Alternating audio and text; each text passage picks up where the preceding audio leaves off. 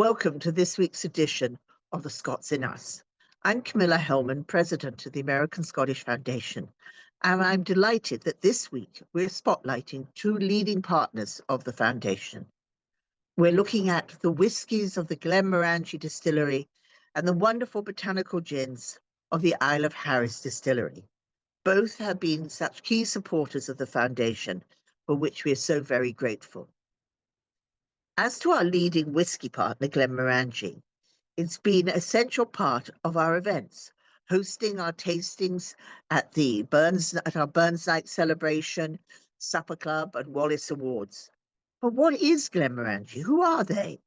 From their award-winning whisky to their edgy marketing campaigns to their stunning packaging, this week in Scots in Us, we explore the story behind the brand.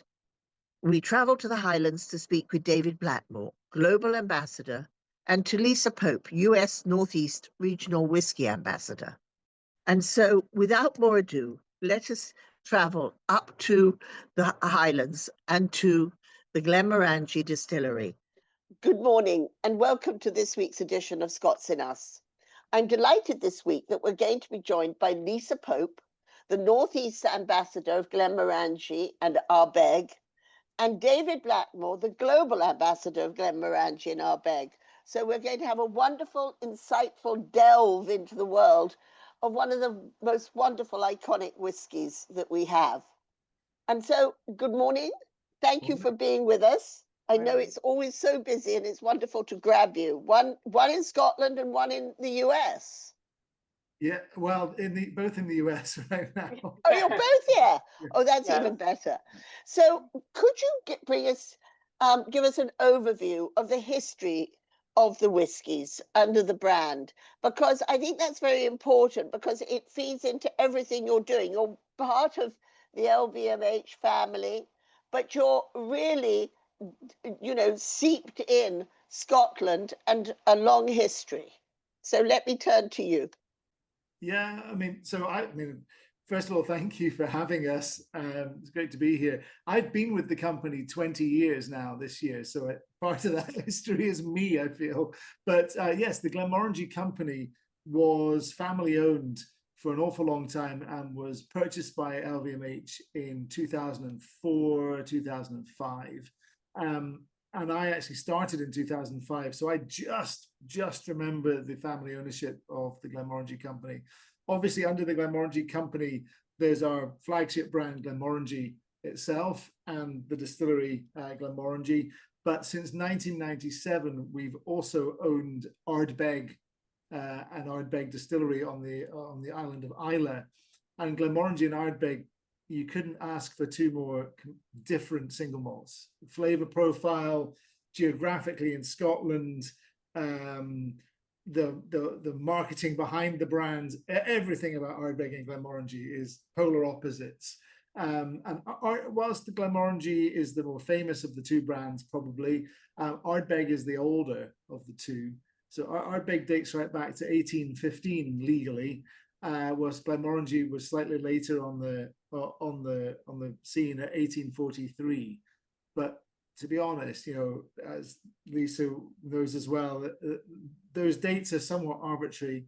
They were just the dates that the distillers at the time decided to go out and buy a license to start doing things legitimately. Right. We've got evidence at both sites of some form of alcohol distilling happening back into the early 1700s.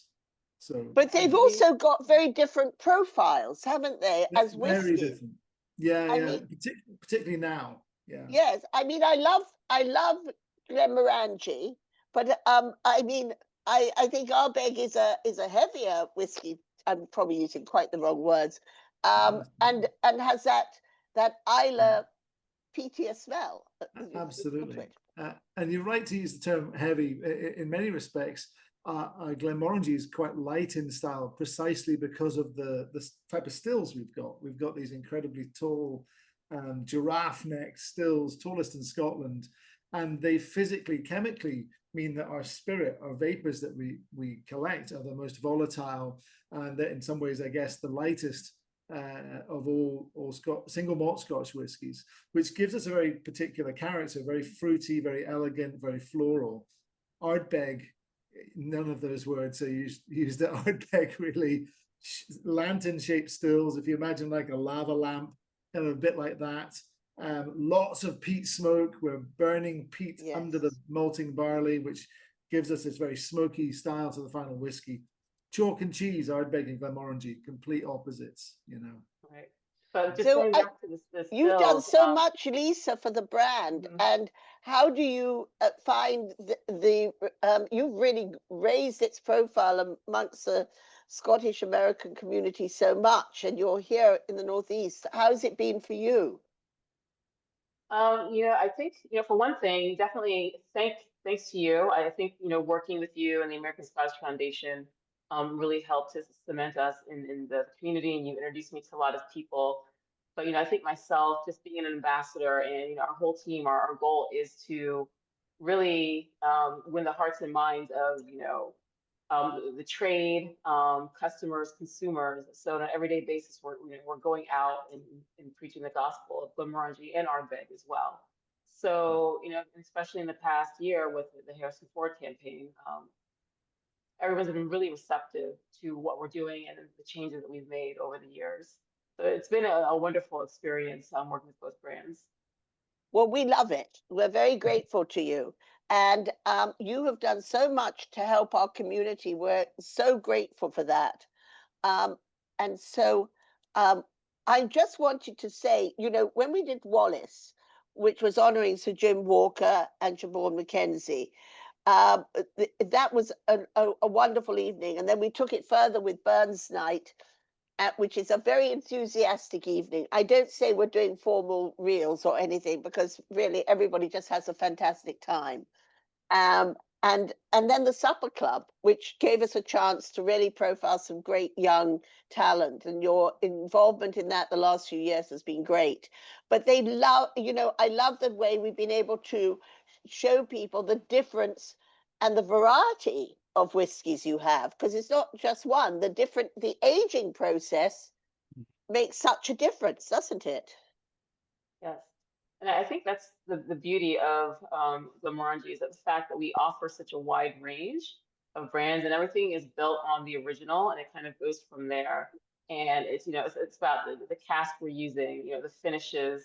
Our master distiller, Dr. Bill Lumsden, is a huge wine fan. So there's a lot of different things that we can show within the range of Glenmorangie. It appeals to everyone from the novice Scotch drinker to the aficionado. So it makes representing these brands but you have a lot of exciting. energy behind the brand.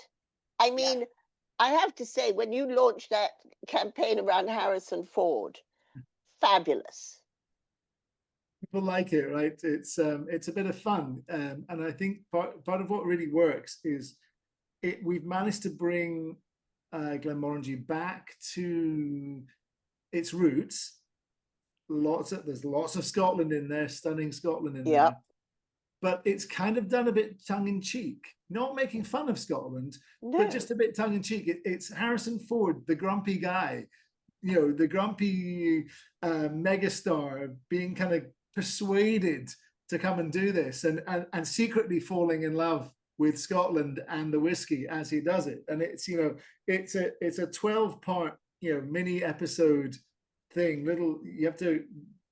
And it's very different from the sort of marketing advertising that you've come to expect these days, which is kind of 5-second bursts. You mentioned, David, that you've been with the company now for 20 years. 20th year in the US. In the US, so even longer? 20 years representing Glenmorangie and Ardbeg brands.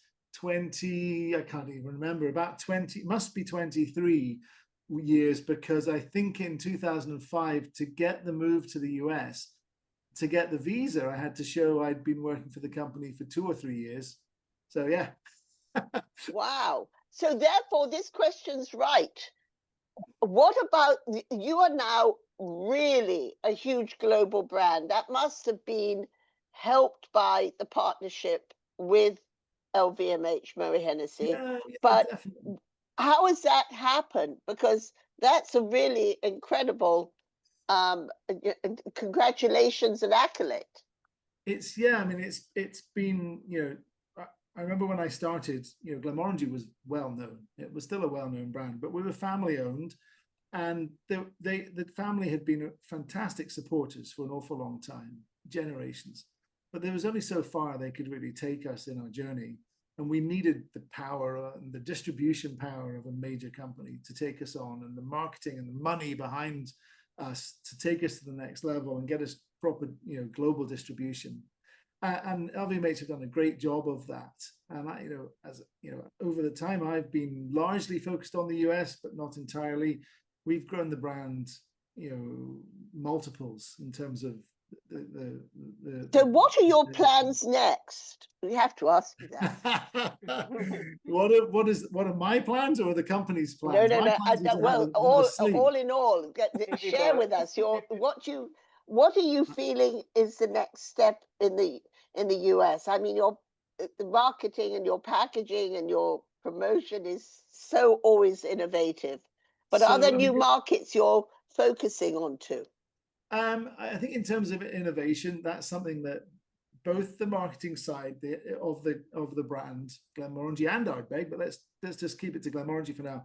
The marketing side has always been quite innovative. We were the first single malt Scotch whiskey company to have a website back in the day. Doesn't sound like much now, but I'm talking early 1990s. We had a website. First CRM, consumer relationship, you know, marketing plan was Glenmorangie as well. We've had lots of firsts, and then overshadowing almost all of that is the first we've had in terms of the whiskey we've come up with. Yes. All the different finishes, chocolate malted barley, the first to finish full stop one was certainly in the mid 80s. First portwood finish, wine finished range of whiskies. And at a time when in the 80s, whiskey around the world was kind of dead. There was very little interest. Our early innovations kind of kick-started what has been a ball rolling like the big styrofoam ball that Harrison Ford runs away from in whichever one of those movies it is. We got that ball going, you know, and now this, you know, whiskey's such a popular thing, and finishes are not the be all and end all, but they're a large part of that interest. It gives people different flavor profiles from the same distillery to play around with and find what they like and what they like with different foods, maybe even make a cocktail. Shock horror. Yes. You know, we've moved on from just, well, here's our 10, here's our 12, here's our 18. There are still age statements. There's more than that. I think the thing you must see also, Lisa, is how they really appreciate the different notes and flavors and different things to the different ages. The whiskey drinker is really far more educated now. Definitely. Yes, I definitely agree. You know, 20 years ago, David was starting with a company, and 20 years ago, I was bartending in college, and I see there's a huge difference in the consumers, you know, back then as to now. And I think one of the key things that we're mentioning is innovation. Even though Glenmorangie is very intent on tradition, we always continue to innovate. And I think in that regard, consumers, you know, these days they are more educated. They're much more interested in what they're drinking. It's not just about having a drink. It's really about the experience. And I think because we are so innovative, you know, in what we're doing, cask finishing, being able to tell a story, it really captures the consumer's, you know, imagination. Not just, okay, I'm having this drink, but, you know, what's the story behind it? Why do they, you know, why are they using this cask? Why are they marrying these casks together? So I think Glenmorangie is really good at, you know, capturing consumers from all aspects, not just, you know, the taste, but the whole story around what they're drinking. And I think, the cocktails managed to bring in another consumer, because I think that some of the ladies do enjoy maybe having it as a cocktail more than a straight whiskey, and it also opens it up a lot more, doesn't it? Yeah. And from the whiskey making side, the whiskey creation side of things, we've also put our money where our mouth is. We have built an experimental pilot plant called the Lighthouse at Glenmorangie Distillery, with an extra set of stills in there dedicated solely to just day in, day out experimenting, trying new things. So we have that to try and innovate on the whiskey side of things. And then I think, you know, the Harrison Ford campaign for me is fun. It's trying to show that we don't take ourselves too seriously. We like, you know, and there's a bit of humor in there. I always think the best advertising has a little bit of humor. It's very memorable because of that. Well, we really look forward to hearing what you have coming up. I'm sure there's some things in you're thinking about as we celebrate 250 years next year in the US. But Yeah. you do know that the British, the Europeans became involved in the founding of New York 400 years ago. Oh, wow. And that's this year. And we're going to sort of highlight the 350 years that the British have been involved in at our Wallace. We have the Lord Lion, and we have Wright Post Palmer, who's one of the very original families with us. Wow. So as our honorees, plus Noisemaker, which we're very excited about. So we're going to start the celebration, but I think we've got to remind them we've been involved. The Scots were very involved in those early days, more than 250 years ago. Yeah, I mean, it's amazing where there's like multiple times more Scots living in the US than there are in Scotland these days. And they keep saying to me how many people claim to be Scottish. Yes. You know, and so it's even more than they ever thought. People are very proud of their Scottish heritage. Well, and you only have the to get on links those to it. flights. You only have to get on one of those flights from Newark or JFK to Edinburgh in the summer to see the excitement and the number of golf bags coming off at Edinburgh. I know. And golf bags, the ghost tours that they're going off on. I mean, it's wonderful to listen to how they're all thinking about it. You get some new ideas. But and the shock when they realize that the weather isn't terrible. Well, it definitely, global warming seems to have had rather an incredible effect upon the British Isles. It was 34 degrees Celsius in Aviemore a couple of days ago, which what's that? Double it, 68 plus 20, 70, 88, number 90. Is that right? How incredible. I know it's more than that. It's close to 100. Yeah. Yeah. Horrible. It was 100 in Charlotte at the weekend, and up on the mountain we were like 75, 80, which was very pleasant, but huge storms, and then it sort of very strange weather. But you don't have to worry about that in Edinburgh. When it's hot in the rest of Scotland, Edinburgh is always about 20 Celsius, 20, 40, 60, 65. Well, I look forward to speaking with you both again very soon. Let's try to keep telling people about any news that you have. And thank you so much for everything you do, not only for the American Scottish, but for all of us in our community. I mean, it was great to see you down at Grandfather Mountain. If you haven't been there yourself, David, have you ever been there? Not for years and years and years. I need to get It's so fantastic. It really is such a celebration of the community. Over 140 clans were there, which is really incredible. But anyway, thank you for this morning, and we look forward to speaking with you soon.